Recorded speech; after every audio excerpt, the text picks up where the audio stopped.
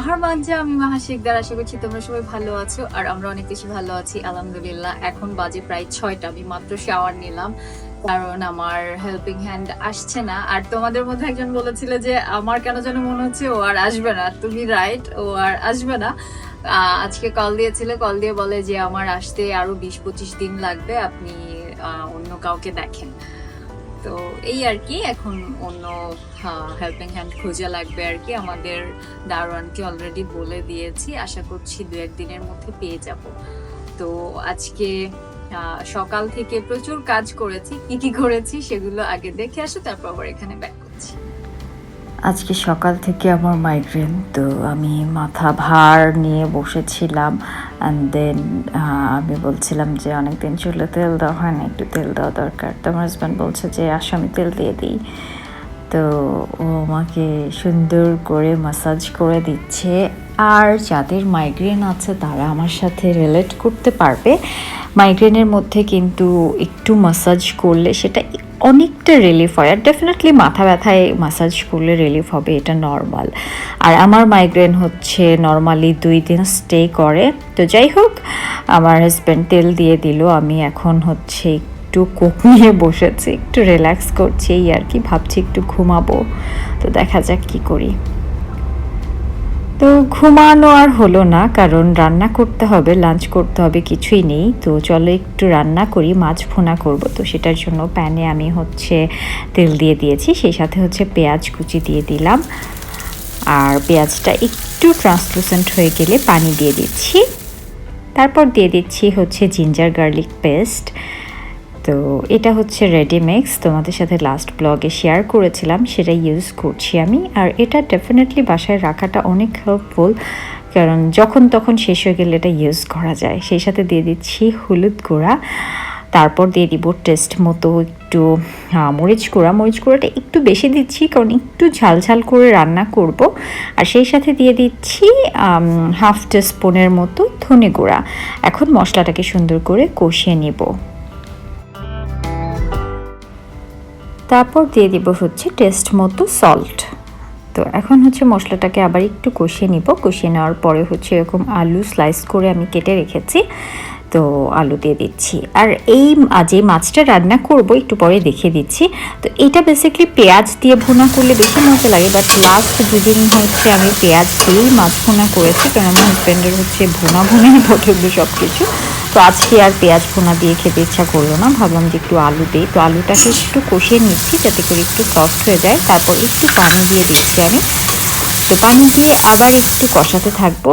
তো কষানো হয়ে গেলে এখন আমি হচ্ছে এই মাছগুলো দিয়ে দিব। এগুলো হচ্ছে আমার আম্মু আমার জন্য নিয়ে এসেছিল, নাম জানি না আমি।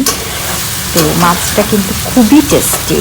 তো এইটা হচ্ছে একটু কাঁচামরিচ দিয়ে একটু পেঁয়াজ দিয়ে রান্না করলে অনেক টেস্টি হয়। আম্মু হচ্ছে রান্না করে দিয়েছিল আম্মু যখন ছিল এখানে। তো যাই হোক, মাছটা দিয়ে এখন হচ্ছে আমি সিদ্ধ করার জন্য পানি দিয়ে দিলাম, এখন ঢেকে দিব। আর এটা হচ্ছে আমার মাছের ফাইনাল লুক। এখন হচ্ছে আমি আর একটা প্যান নিয়ে নিলাম, ওখানে হচ্ছে কিছুটা মাছ আমি আলাদা করে উঠিয়ে রেখেছিলাম, ফ্রাই করবো। আমার হাজব্যান্ড বললো একটু ফ্রাই করো, তো আমি হচ্ছে একটু ফ্রাই করে দিচ্ছি। আজকে একদম সিম্পল মেনু। আর এরকম আগুন কিন্তু মাঝে মাঝে লেগে যেতেই পারে, একদমই ভয় পাওয়ার কিছু নেই। আমি শুরুতে বেশ একটু ঘাবড়ে যেতাম, বাট এখন আমি মোটামুটি ইউজ টু হয়ে গেছি। সামটাইমস এটা হতেই পারে। তো মাছটাকে আমি সুন্দর করে ভেজে নিব।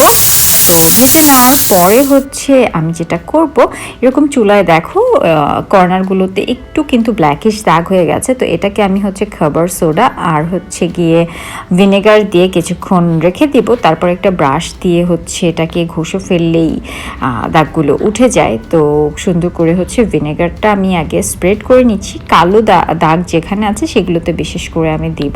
আর সবচেয়ে বেটার হয় যদি কিনা ওভারনাইট রাখা যায়, বাট আমি আজকে আমি আর ওভারনাইট রাখছি না, কারণ একটু পরে আমার নানান কাজ আছে। তো আজকে আর ওভারনাইট রাখার দরকার নেই, হালকা ব্রাশ দিয়ে ঘষে ফেললেই হয়ে যাবে।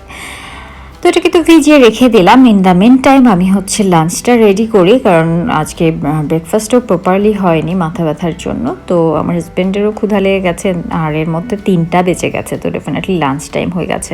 তো মাছ ভেজে নিলাম, আর হচ্ছে শুটকি ভর্তা ছিল, সে সাথে লেবু, আর সে সাথে হচ্ছে যে মাছটা রান্না করলাম সেটা দিয়ে আমি হচ্ছে আমাদের লাঞ্চ সার্ভ করে দিব। আর সন্ধ্যাবেলা দেখি কি প্ল্যান হয়, যদি অন্য কিছু রান্না করি তো করলাম, সেটা তোমাদের সাথে শেয়ার করব।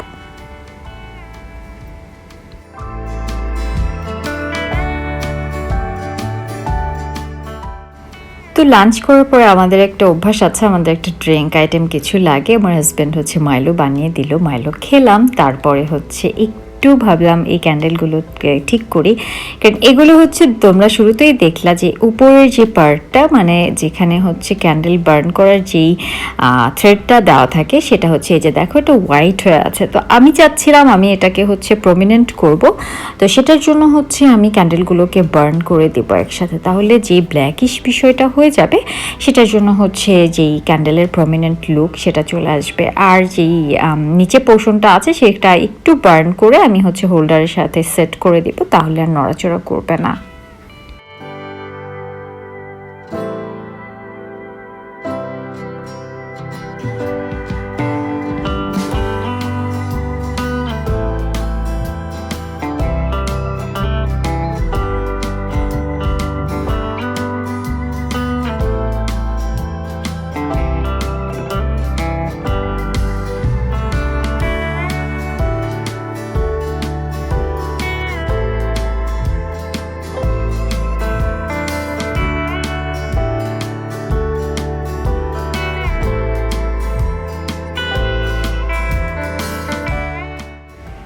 আমার এখন হাউস হেল্প নেই, সে হচ্ছে আরও 25 দিন পরে আসবে। তো আমার বাসা তো ক্লিন করতে হবে, আমার শরীরটাও ভালো না। তো আমার হাজব্যান্ড বললো যে দাও আমি বাসাটা ক্লিন করে দিচ্ছি।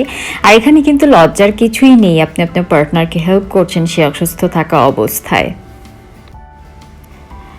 তো আমি বোর হচ্ছিলাম, ভাবলাম একটু কিছু ডেকোরেট করি। তো এটা হচ্ছে একটা ডেকোর আইটেম হ্যান্ডের, এটাতে আমি হচ্ছে পেইন্ট করব, সেটার জন্য আমি বার্জারের পেইন্ট নিয়ে নিচ্ছি, সেই সাথে একটা স্পঞ্জ নিয়ে নিচ্ছি। তো এটাকে ড্যাপ ড্যাপ করে হচ্ছে পেইন্ট করে দিব। আর তোমরা তো জানোই যে আমার পেইন্ট করতে কতটা ভালো লাগে, আমার বাসার সব ফার্নিচার আমি এটা দিয়ে পেইন্ট করেছি। তো এখন নিচে পোর্শনটা একটা স্ক্রু ড্রাইভার দিয়ে আমি হোল্ড করব, এই যে এভাবে, যাতে করে এটা পেইন্ট করাটা ইজি হয়ে যাবে, কারণ নিচে পোর্শনটা না হলে প্রপারলি পেইন্ট করা যাচ্ছিল না। অ্যান্ড দেন হচ্ছে সব কাজ বাজ শেষ করে আমরা একটু আমাদের নিজেদের সাথে টাইম স্পেন্ড করব বারান্দায় বসে। তো বারান্দায় বসেছি, এখন হচ্ছে একটু আইসক্রিম নিয়ে আসলাম। তো আজকে হচ্ছে প্রায় সারাদিনই আমার ডালভাবে কেটেছে, এখন একটু বেটার আছে আমি। আর বারান্দায় বসলে কিন্তু আমার অলওয়েজই বেটার ফিল হয়। তো বারান্দায় হচ্ছে এরকম ছোট ছোট কালার এলিমেন্ট আমি অ্যাড করতে পছন্দ করি, যাতে করে বিষয়টা আরও বেশি লাইভ লাগে। আর নেক্সট কিছুদিন পরে আমি প্ল্যান করছি বারান্দা আর একটু রিডেকোরেট করব। তো ডেফিনেটলি তোমাদের সাথে শেয়ার করব কি করা যেতে পারে, তোমরা চাইলে আমাকে আইডিয়া দিতে পারো। তো এখন হচ্ছে আমি আমার আইসক্রিমটা এনজয় করি, আর তোমরা আমার ব্লগ এনজয় করো।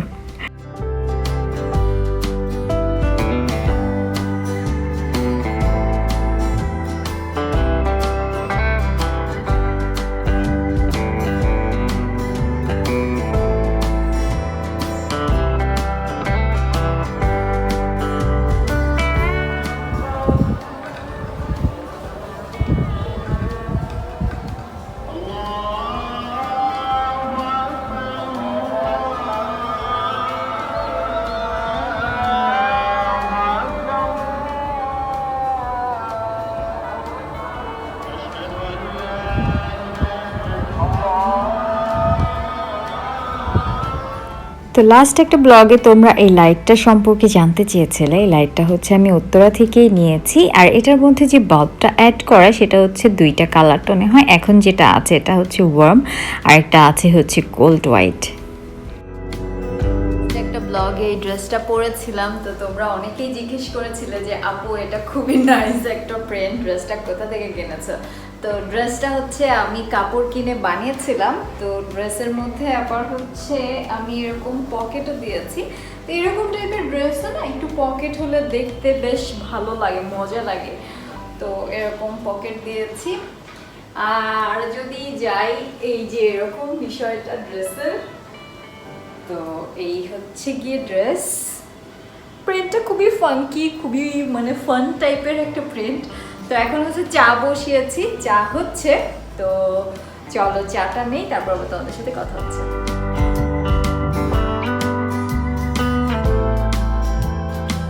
চায়ে আমি হচ্ছে এরকম এলাচের গুঁড়া খাই, এলাচের গুঁড়া খাওয়া এমনিতেই ভালো, তো চায়ে আমি একটু খাই কাজ আমার এই ফ্লেভারটা মজা লাগে। অল্প একটু জাস্ট অ্যাড করে দিব, দ্যাটস ইট।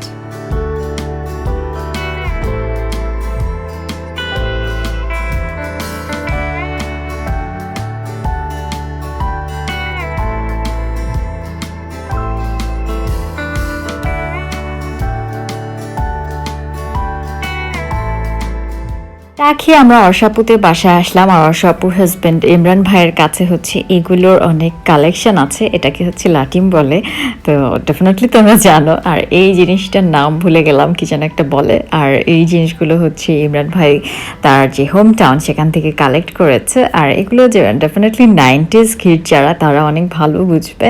তো অর্ষাপু যেটা করছে এটাও 90s কিডের একটা আইটেম, তো এগুলো স্টোর করে রেখেছে, যেটা কিনা খুবই সুন্দর লাগলো আমার কাছে, নস্টালজিক লাগলো। আমি খুব একটা এগুলো পাইনি, বাট অর্ষাপু যেটা করছে এটা আমি পেয়েছিলাম। অ্যান্ড দেন আমাদের প্ল্যান হলো যে আমরা বাইরে ডিনার করতে যাব, তো আমরা বাইরে যাচ্ছি এখন ডিনার করতে। অর্ষাপু আমি এক রিক্সায়, আমার হাজব্যান্ড আর ইমরান ভাই আর এক রিক্সায়, আমরা গাড়ি নিয়ে বের হইনি। এখন হচ্ছে আড়ংয়ের একটা যে গিফট কুপন ছিল আমার কাছে, এটা হচ্ছে 10,000 টাকা শপিং করলে এরকম 289 টাকার দুইটা পেয়েছি আমি। তো এগুলো নিয়ে আমি হচ্ছে চলে এসেছি পিৎজা খেতে। তো আমরা সবাই মিলে হচ্ছে পিৎজা খাচ্ছি, আমরা আরও কয়েকজন ছিল আমাদের সাথে। তো আমরা এখন ডিনার করছি, ডিনার করার পরে আমাদের আবার অন্য প্ল্যানও হয়ে গেছে।